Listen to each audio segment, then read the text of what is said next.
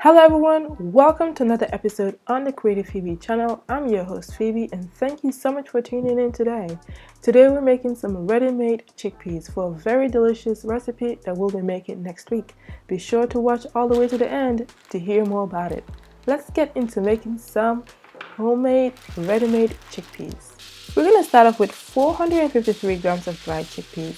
We're going to sort it, make sure there are no stones or pebbles, so that it's ready for us to use it in various of our recipes that call for chickpeas. This recipe only calls for 2 ingredients, three. Chickpeas, salt, and water. So let us wash our chickpeas. We're going to do this twice, so we can wash off any dust that comes with it.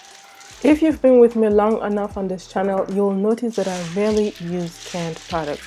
I actually do not see this as an inconvenience because it helps me to know exactly what's going into my product before I cook with it. If that's something you do, please write in the comments below. I'd love to know what kind of grains you like to soak and what kind of grains you like to buy. Trust me, sometimes you just need to get a can from the store. Alright, we washed our grains twice. And now we're pouring some fresh water over it, about 2 to 3 inches above the level of the chickpeas. Allow it to soak for about an hour or 2, or preferably overnight. We're going to boil this for about 35 to 40 minutes on high heat. About halfway in, so that will be about 15-20 minutes in, we're going to season the chickpeas and the water with about a teaspoon of kosher salt. The reason why we waited to season it instead of seasoning it at the beginning is so that we do not cause the water to reduce its boiling. So now we're going to cover it after seasoning it and allow it to boil for another 15-20 minutes. After about 35 to 40 minutes of boiling, these are ready to be used.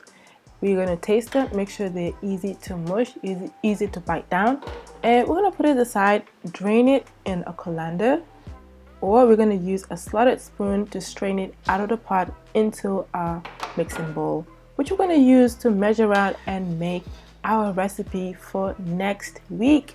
That's right, this is part 1 of making our recipe for next week. And next week we're making stuffed eggplant with shrimps and chickpeas. My goodness, if that's something you're interested in, be sure to subscribe, turn on all notifications so you do not miss that, because you're gonna love it and you're gonna want to make some. So we're gonna measure out our chickpeas and make sure to tar the scale to measure out the right amount for next week's. But in the meantime, here are a few recipes that you can start making right away using these chickpeas that we just made.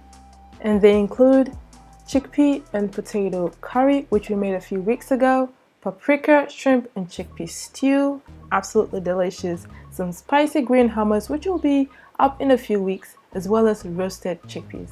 Alright y'all, that's it for today. Take care of your healthy selves, be culinary curious, and chat with you in my next episode. Goodbye!